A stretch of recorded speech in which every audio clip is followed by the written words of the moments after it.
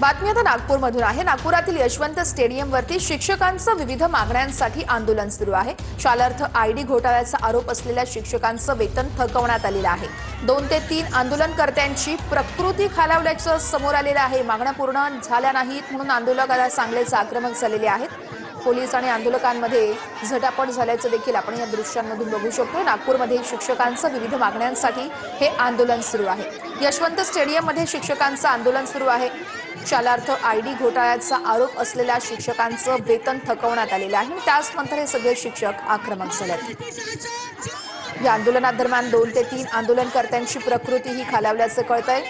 मोठ्या प्रमाणामध्ये हे सगळे शिक्षक इथे एकवटलेले आहेत आणि विविध मागण्या आहेत या सगळ्या शिक्षकांच्या आणि त्याच मागण्यांसाठी आता नागपूरमध्ये या सगळ्या शिक्षकांचं आंदोलन सुरू आहे।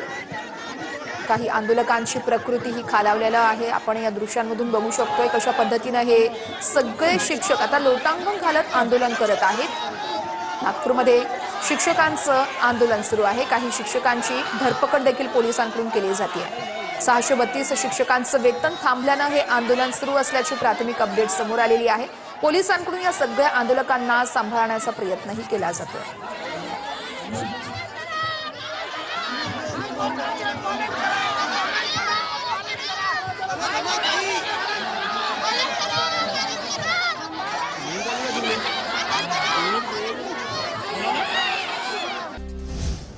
बातमी आता बीडमधून आहे। माजलगावमध्ये मंगेश ससाने यांच्या गाडीवर हल्ला झालेला आहे आणि गुन्हा देखील दाखल करण्यात आलाय।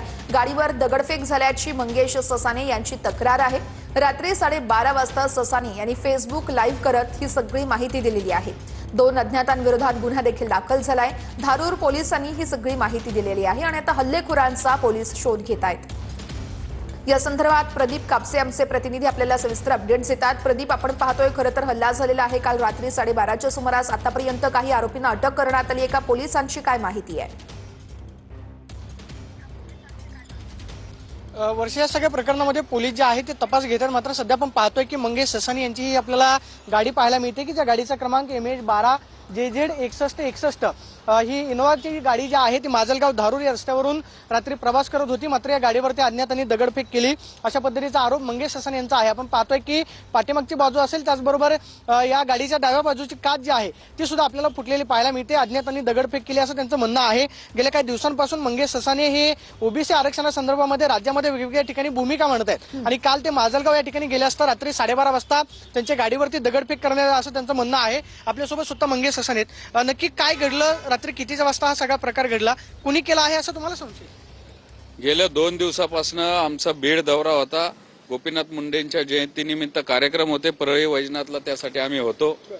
काल आम्ही लोहा कंधारचे कार्यक्रम उरकून माजलगावला, जिथं आमचे ओबीसीचे सहकारी पवन करवर यांच्यावर 2 महिन्यापूर्वी एक जीवघेणा हल्ला झाला होता। 2 महिने झाले, गुन्हा दाखल झाला, एकाही आरोपीला अटक नाही। या संदर्भामध्ये तिथं जाब विचारायला, विचारपूस करायला आम्ही त्या माजलगाव पोलीस स्टेशनला संध्याकाळी 9 वाजता गेलो होतो। तिथं आमची सविस्तर चर्चा झाली। पोलीस अधिकाऱ्यांनी आम्हाला माहिती दिली। या संदर्भामध्ये तिथं माध्यमांचे प्रतिनिधी होते। दगड कुठून आला नक्की? तुम्ही कुठल्या बाजूला बसलेला होता? मी या कोपऱ्यामध्ये बसलेलो होतो। मग तेच सांगतोय की ज्या वेळेस तिथून आम्ही निघालो, एका हॉटेलमध्ये तिथं जवळ आम्ही जेवण केलं, त्याच्या